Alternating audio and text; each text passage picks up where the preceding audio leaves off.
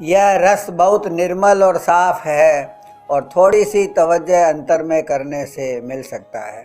जब इसकी थोड़ी बहुत कैफियत मालूम होगी, यानी मन को कुछ मज़ा आवेगा और उसके नशे और सरूर का रस मालूम पड़ेगा, तब बार बार उसी रस के लेने के इरादे से अभ्यास करेगा और फिर यही हालत बढ़ती जाएगी, यानी शौक़ और प्रेम दिन दिन तरक्की करता जाएगा। इस वास्ते हर एक सच्चे परमार्थी को मुनासिब है कि जब जब फुर्सत और मौका मिले तब सच्ची तरंग अंतर में परमार्थी रस लेने की उठाकर अभ्यास शुरू करे। और जैसे दुनिया के कामों में जब किसी काम का ख्याल करता है तो उस वक्त उसी का रूप हो जाता है और दूसरी बात की सुध नहीं रहती है, इसी तरह अभ्यास के वक्त भी सिर्फ परमार्थी ख्याल को पक्का करके भजन या ध्यान करे और किसी दूसरे काम या बात का जहाँ तक मुमकिन हो ख्याल न लावे तो ज़रूर थोड़ा बहुत रस अभ्यास में मिलेगा और फिर उसका शौक़ आहिस्ता आहिस्ता बढ़ता जाएगा। सिवाय अभ्यास के वक्त के और वक्तों में भी 4-5 मिनट या ज़्यादा अपने चित्त को मुकाम या स्वरूप या शब्द का अंतर में ख्याल करके वहाँ जोड़ता रहे तो इतनी ही देर में कुछ रस मिलेगा। और यही कार्रवाई जब ख्याल आ जावे कई बार दिन और रात में करे और उससे फ़ायदा उठावे, यानी रस लेवे, तब थोड़ी बहुत खबर अंतर के आनंद की पड़ेगी और उसका शौक़ बढ़ेगा। जब ऊपर कही हुई कार्रवाई और मामूली अभ्यास से कुछ कुछ रस मिलेगा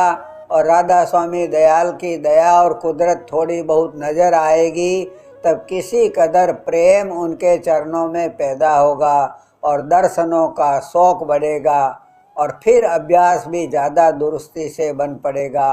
और रफ्ते रफ्ते उसके रस और आनंद का इस कदर आधार हो जाएगा कि दिन रात में बगैर 2-4 बार अभ्यास का रस लेने के चैन नहीं आएगा और तब विरह और शौक़ ज़्यादा होता जाएगा। ऐसी करनी से दिन दिन मेहर और दया भी बढ़ती जाएगी और उसके साथ प्रेम और करनी भी बढ़ती जाएगी और फिर रफ्ते रफ्ते एक दिन काम पूरा बन जाएगा। पूरा एतबार सब तरह की कार्रवाई और व्यवहार में उस शख्स का हो सकता है कि जिसके दिल में खौफ अपने सच्चे कुल मालिक का, यानी उसकी अप्रसन्नता और अपने परमार्थी नुकसान का बसा हुआ है। वह हर वक्त और हर हालत में और हर एक से सच्चा बरतेगा और उसका अंतर और बार एक सा होगा और जो कि दुनिया के खौफों के सबब से थोड़ी बहुत दुरुस्ती के साथ अपना जाहिर बनाए हुए रखते हैं, उनका वक्त कम होने उन खौफों के पूरा एतबार और भरोसा नहीं किया जा सकता। उस वक्त वे अपने अंदरूनी ख्यालात के बेमुजिब बेधड़क और बेखौफ बरतने को तैयार हो जाएंगे। सच्चे परमार्थी को अपने मन की चाल चलन और उसके खवासों को अपने अंतरी ख्यालात और तरंगों से जांचना चाहिए और जब तक कि अंतर में सफाई न होवे और सच्चे मालिक और सद्गुरु का खौफ दिल में पैदा न होवे और परमार्थी नुकसान के बचाने की पक्ष मन में न आवे, तब तक अपने तई गुनहगार और विकारों से भरा हुआ समझकर जतन उनके दूर करने का, जैसा कि संतों ने फरमाया है, करता रहे और जब तब चरणों में सद्गुरु दयाल और अपने गुरुदेव के चरणों में प्रार्थना और फरियाद भी करता रहे। उनकी मेहर और दया से आहिस्ता आहिस्ता सफाई होती जाएगी और उसी कदर भजन का रस भी मिलता जाएगा कि जिससे शौक़ और प्रेम बढ़ता जाएगा। इसमें कुछ शक नहीं कि बगैर सद्गुरु दयाल की दया के जीव की ताकत नहीं है कि अपने बल से यह काम कर सके, लेकिन जो यह वचन सुनकर और समझकर सच्चा इरादा इस बात का करेगा कि विकारों को दूर करके और प्रेम की दौलत हासिल करके एक दिन सद्गुरु दयाल के चरणों में पहुंचकर अमर और परम आनंद को प्राप्त होऊं। और जो जुगत की सद्गुरु दयाल ने फरमाई है उसकी कार्रवाई और अभ्यास थोड़ी बहुत प्रीत और प्रतीत के साथ शुरू कर देगा और अपने मन और इंद्रियों की थोड़ी बहुत संभाल और निगहबानी शुरू कर देगा, तो कुल मालिक सद्गुरु दयाल अपनी दया से उसको मदद देते जावेंगे, यानी आहिस्ता आहिस्ता उसका प्रेम बढ़ाते जावेंगे और एक दिन निर्मल करके अपने चरणों में बासा देवेंगे। जिस कदर की प्रेम सद्गुरु दयाल के चरणों का बढ़ता जाएगा उसी कदर मन और सुरत सिमट कर अंतर में चढ़ते जावेंगे और विकारी अंग और जितने की फिजूल ख्याल और तरंगे हैं वह सहज में आप ही झड़ते जावेंगे और दिन दिन सफाई होती जाएगी और एक दिन काम पूरा बन जाएगा। सतगुरु मत में बाहर सत्संग और अंतर में अभ्यास सूरत और मन के ऊंचे देश की तरफ चढ़ाने का कराया जाता है और भेद कुल मालिक के निज धाम का जो कि सूरत का निज देश है और भी रास्ते की मंजिलों का समझाया जाता है कि जिससे अभ्यासी रास्ते में कहीं न अटके और हर एक मुकाम को तय करता हुआ दूर धाम में पहुंचकर सद्गुरु दयाल का दर्शन और उनके चरणों में बासा पावे। जो कि सद्गुरु मत के सत्संगी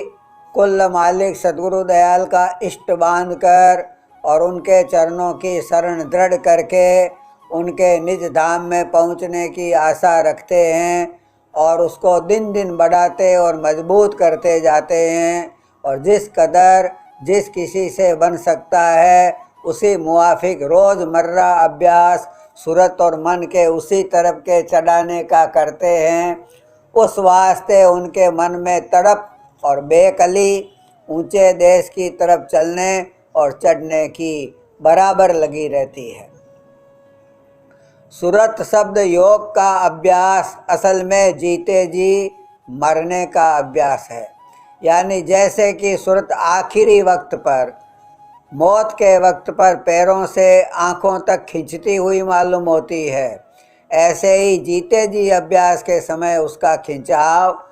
और सिमटाव होता जाता है। और जिस कदर की सूरत ऊंचे देश की तरफ चढ़ती जाती है उसी कदर संसार और संसार के भोगों और पदार्थों की तरफ से नफरत होती जाती है और इंद्रियों के रस फीके पड़ते जाते हैं और निज घर की तरफ चलने और चढ़ने की चाह बढ़ती जाती है। और जब दया से शब्द साफ और रसीला सुनाई देता है या कुछ प्रकाश और नूर नजर आता है तब प्रेम और उमंग वास्ते प्राप्ति दर्शन और ज़्यादा चढ़ाई के बढ़ता जाता है और उसी कदर अभ्यास के समय देह सुन्न होती जाती है और इस तरफ का होश कम होता जाता है। जिस कदर की मन और सूरत सिमट कर उमंग के साथ घट में चढ़ते हैं उसी कदर शब्द और रूप का रस और आनंद मिलता है और उसके साथ शौक और उमंग भी ज़्यादा और दुनिया के ख्याल यानी गुनावन कम और दूर होती जाती है और मन निश्चल और चित्त निर्मल होता जाता है। सद्गुरु मत में सबसे भारी संयम शौक और प्रेम का है और जब यह थोड़ा बहुत दिल में पैदा हुआ और अभ्यास करके थोड़ा बहुत रस और आनंद पाकर बढ़ने लगा तो दिन दिन अभ्यास की तरक्की होती जाएगी और दर्शनों के प्राप्ति की आशा और प्रतीत मजबूत हो जाएगी। मालूम होवे कि जिस कदर मन और सूरत को रस और आनंद अंतर में मिलता जाता है उसी कदर चित्त संसार के भोगों और पदार्थों से हटता जाता है और ख्वाहिश और चाह संसारी कम होती जाती है और शौक दर्शन का बढ़ता जाता है और बंधन देह और दुनिया के भी ढीले होते जाते हैं। जबकि इस तरह का अभ्यास करके मन और सूरत का झुकाव और खिंचाव घट में ऊपर की तरफ को होने लगा, तब आखिर वक्त पर जबकि सूरत सर्व अंग करके पिंड को छोड़कर ऊपर की तरफ कुदरती तौर पर खींचेगी, उस वक्त अभ्यासी को किसी कदर आसानी अपने घर की तरफ चलने की होवेगी। और कैसा भारी रस और आनंद खुलने शब्द का और नज़र आने दर्शन का मिलेगा कि जिसको पाकर सूरत निहायत उमंग के साथ ऊपर को चढ़ेगी, और जहाँ सत्य पुरुष सद्गुरु दयाल और संत सद्गुरु मुनासिब समझेंगे, उसको ऊंचे और सुख स्थान में बासा देवेंगे। यह हाल गहरे अभ्यासियों का होगा, और जो कम दर्जे के अभ्यासी हैं उनकी भी सूरत उसी तरह शब्द और स्वरूप की मदद पाकर ऊपर की तरफ को उमंग के साथ आखिर वक्त पर मामूल से ज़्यादा चढ़ेगी, और सुख स्थान में यानी सहस्रदल कंवल और उसके ऊपर बासा पावेगी। और जो ज़्यादा दर्जे के अभ्यासी हैं वे अपने दर्जे के मुआफिक त्रिकुटी में या 10वें द्वार में, और जो अव्वल दर्जे के हैं वे सत्यलोक और राधा स्वामी पद में बासा पावेंगे। खुलासा यह है कि सूरत शब्द योग का अभ्यासी चाहे जिस दर्जे का होवे और जिसने सच्चे मन से सद्गुरु दयाल की शरण ली है, वह सहस्रदल कंवल के नीचे नहीं ठहरेगा। वह सद्गुरु दयाल की मेहर और संत सद्गुरु की दया से इस मुकाम के ऊपर और ऊंचे से ऊंचे मुकामों में अपनी भक्ति के मुआफिक दर्जे पाता हुआ एक दिन दुर्धाम में पहुंच जाएगा, और इसी का नाम पूरा उद्धार है। हरचंद मन और माया और काल और कर्म भक्ति की तरक्की में अनेक तरह के विघ्न डालते रहते हैं, पर जिस किसी के हृदय में सच्चा शोक अपने जीव के उद्धार का दया से पैदा हो गया है, उसका रास्ता रोक नहीं सकते, बल्कि कुछ अरसे के अभ्यास के बाद वही विघ्न अभ्यासी के